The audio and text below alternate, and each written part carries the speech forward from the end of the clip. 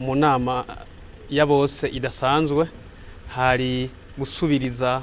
uwahora arongoye ishirahamwe Akopa Burundi nyakubahwa Dr Pierre Claver Kazihise aheruka kugenwa mu yandi mabanga aho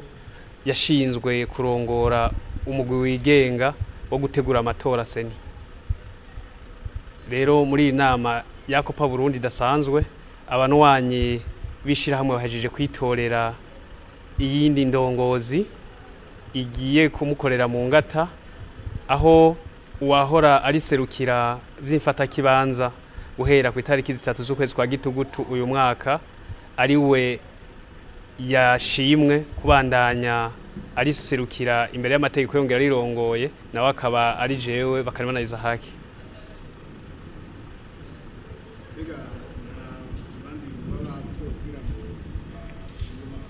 Kubera narisanzwe njejwe iterambere ridakumira ugwaruka imico n'inkino muri Akopa Burundi mwico kibanza naciye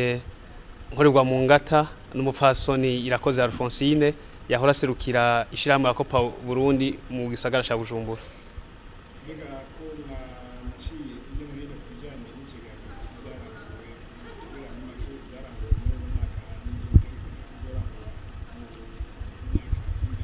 Muri uyu mwaka uheze w'ibihumbi 2018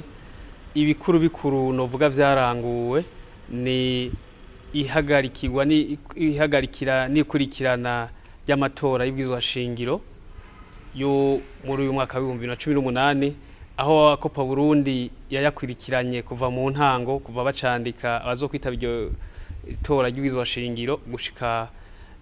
ibwizwa y'amatora arangire tukaba twari dufise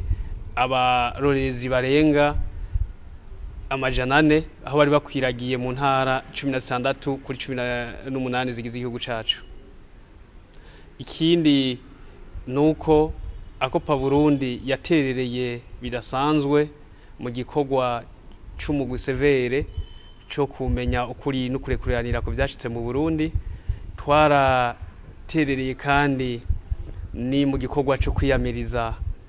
amarementanya n'ivyegeranyo vy'ibinyoma vyagiye birashikirizwa ku Burundi,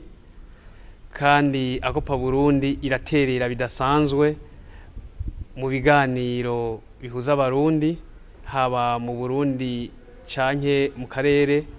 Turaterera kandi ni mu biganiro bijanye n'iyinjira ry'u Burundi mu karere k'ibihugu vya Afrika y'ubuseruko.